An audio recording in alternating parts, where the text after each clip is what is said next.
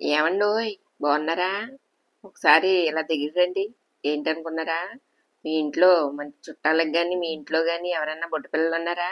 వాళ్ళకి ఉపయోగపడుతుందండోయ్ ఒకసారేనండి. ఏంటంటే అన్నం ముట్టించాక మనం 2 పూటలు అన్నం పెట్టం కదండి పిల్లలకి. వాళ్ళ కోసం ఫుడ్ తయ్యారనమాట. మా చిన్న పాపకి పాప పుట్టింది కదండి. దానికోసం అన్నం ముట్టించాం కదండి. జావ కింద కాయడానికి అనమాట అండి ఇది. డ్రై నట్స్ అయ్యి ఉంటాయి కదండి, అవంటండి ఏడాదిలోపు పిల్లలకి వేయకూడదంట, జీడిపప్పు బాదం పప్పు అలాంటివి. అందుకని డాక్టర్ గారు సజెస్ట్ చేశారండి ఇలాగా.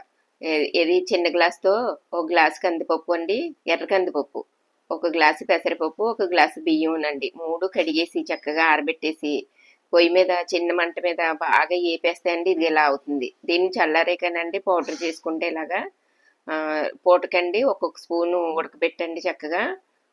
మా పాప చెంటిదానికి పెడుతుంటది అనమాట అండి. డాక్టర్ గారు చెప్పారండి ఇలా పెట్టొచ్చు, బాగుంటుందమ్మా, పిల్లలకి అరుగుదల ఉంటుంది బాగానని. ఇది కాస్తా ఉన్నప్పుడండి కొంచెం ఒక స్పూన్ నెయ్యి వేస్తుందండి, చిటికలో 10వ వంతు ఉప్పు వేస్తుంది కొంచెం. అది ఉడికేటప్పుడు భలే మంచిగా కమ్మగా వాసన వస్తుందండి. మా బుడ్డది మాత్రం చాలా ఇష్టంగా తింటదండి దీన్ని. మీకు ఎవరికన్నా కావాలంటే ఉపయోగించుకోండి టిప్పు మరి.